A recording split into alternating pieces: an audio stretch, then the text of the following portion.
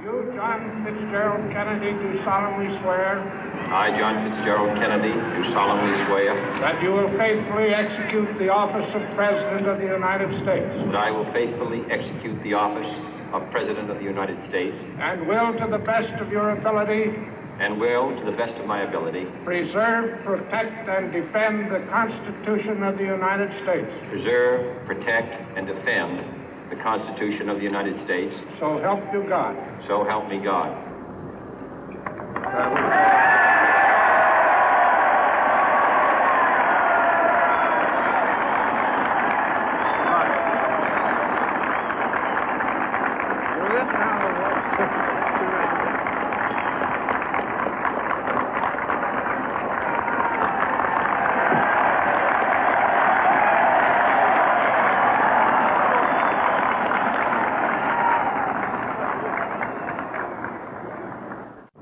Vice President Johnson, Mr. Speaker, Mr. Chief Justice, President Eisenhower, Vice President Nixon, President Truman, Reverend clergy, fellow citizens.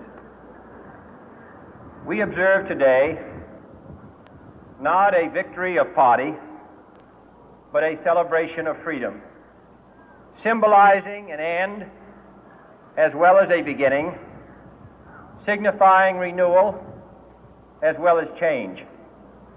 For I have sworn before you and Almighty God the same solemn oath our forebears prescribed nearly a century and 3/4 ago.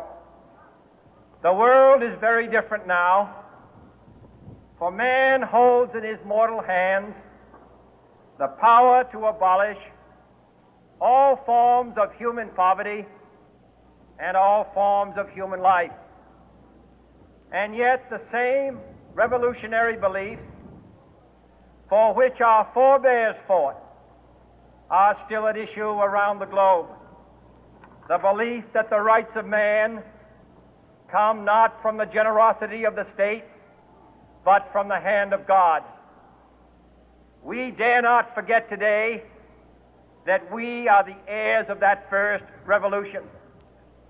Let the word go forth from this time and place to friend and foe alike that the torch has been passed to a new generation of Americans born in this century, tempered by war, disciplined by a hard and bitter peace, proud of our ancient heritage, and unwilling to witness or permit the slow undoing of those human rights to which this nation has always been committed and to which we are committed today at home and around the world.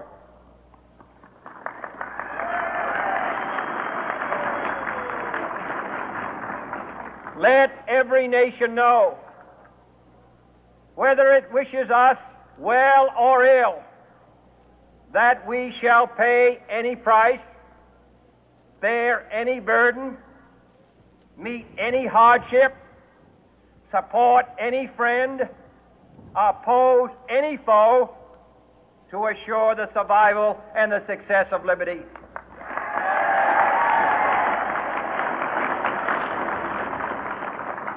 This much we pledge and more.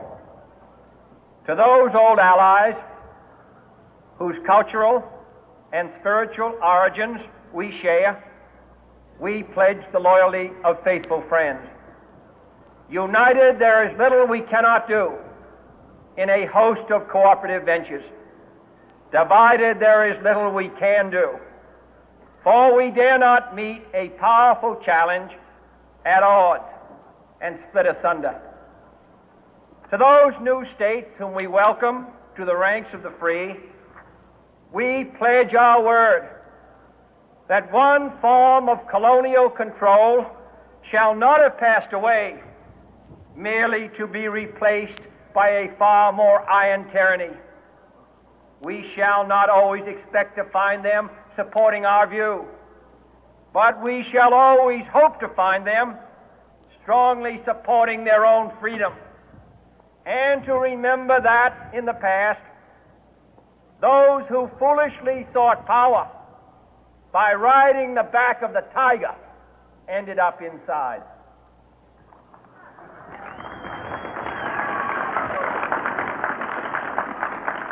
To those people in the huts and villages of half the globe struggling to break the bonds of mass misery, we pledge our best efforts to help them help themselves for whatever period is required, not because the communists may be doing it, not because we seek their votes, but because it is right.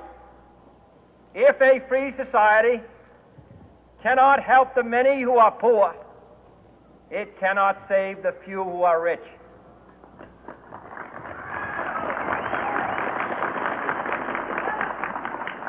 To our sister republics south of our border, we offer a special pledge to convert our good words into good deeds, in a new alliance for progress, to assist free men and free governments in casting off the chains of poverty. But this peaceful revolution of hope cannot become the prey of hostile powers. Let all our neighbors know that we shall join with them to oppose aggression or subversion anywhere in the Americas. And let every other power know that this hemisphere intends to remain the master of its own house.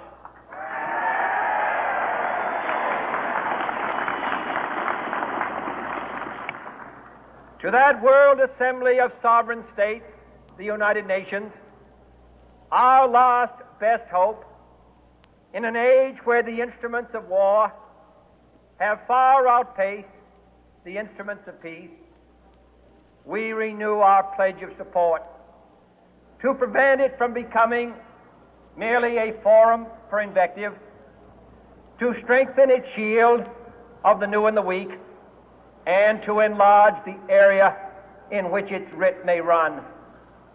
Finally, to those nations who would make themselves our adversary, we offer not a pledge, but a request that both sides begin anew the quest for peace. Before the dark powers of destruction, unleashed by science, engulf all humanity in planned or accidental self-destruction, we dare not tempt them with weakness, for only when our arms are sufficient beyond doubt can we be certain beyond doubt that they will never be employed. But neither can two great and powerful groups of nations take comfort from our present course, both sides overburdened by the cost of modern weapons, both rightly alarmed by the steady spread of the deadly atom, yet both racing to alter that uncertain balance of terror that stays the hand of mankind's final war. So let us begin anew, remembering on both sides that civility is not a sign of weakness, and sincerity is always subject to proof. Let us never negotiate out of fear, but let us never fear to negotiate.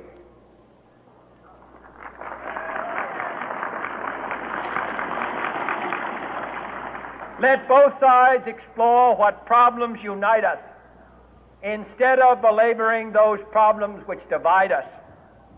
Let both sides, for the first time, formulate serious and precise proposals for the inspection and control of arms, and bring the absolute power to destroy other nations under the absolute control of all nations.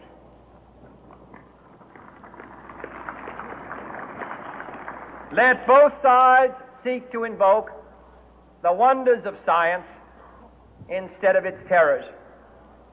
Together, let us explore the stars, conquer the deserts, eradicate disease, tap the ocean depth, and encourage the arts and commerce. Let both sides unite to heed in all corners of the earth the command of Isaiah to undo the heavy burden and let the oppressed go free. And if a beachhead of cooperation may push back the jungle of suspicion, let both sides join in creating a new endeavor, not a new balance of power, but a new world of law, where the strong are just and the weak secure and the peace preserved.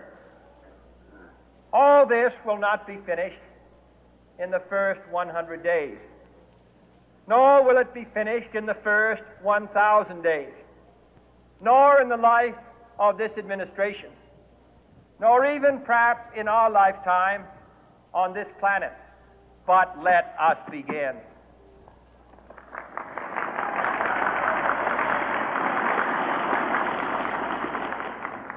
In your hands, my fellow citizens, more than mine, will rest the final success or failure of our course. Since this country was founded, each generation of Americans has been summoned to give testimony to its national loyalty. The graves of young Americans who answered the call to service surround the globe. Now the trumpet summons us again, not as a call to bear arms, though arms we need, not as a call to battle, though in battle we are, but a call to bear the burden of a long twilight struggle, year in and year out, rejoicing in hope, patient in tribulation, a struggle against the common enemies of man, tyranny, poverty, disease, and war itself. Can we forge against these enemies a grand and global alliance, north and south, east and west, that can assure a more fruitful life for all mankind? Will you join in that historic effort?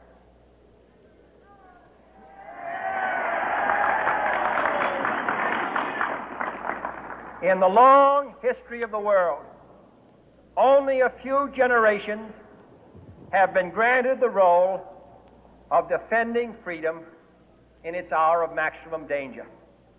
I do not shrink from this responsibility. I welcome it.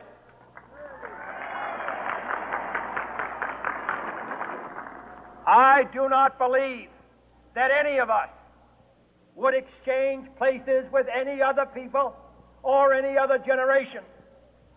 The energy, the faith, the devotion which we bring to this endeavor will light our country and all who serve it.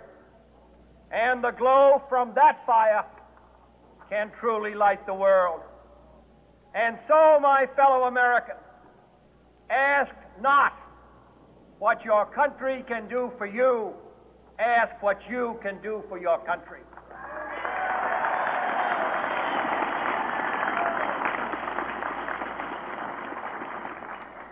My fellow citizens of the world, ask not what America will do for you, but what together we can do for the freedom of man.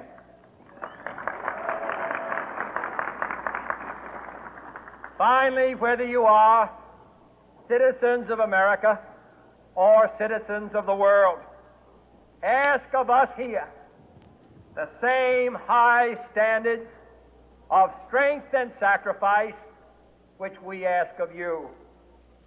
With a good conscience, our only sure reward, with history the final judge of our deeds, let us go forth to lead the land we love, asking His blessing and His help, but knowing that here on earth God's work must truly be our own.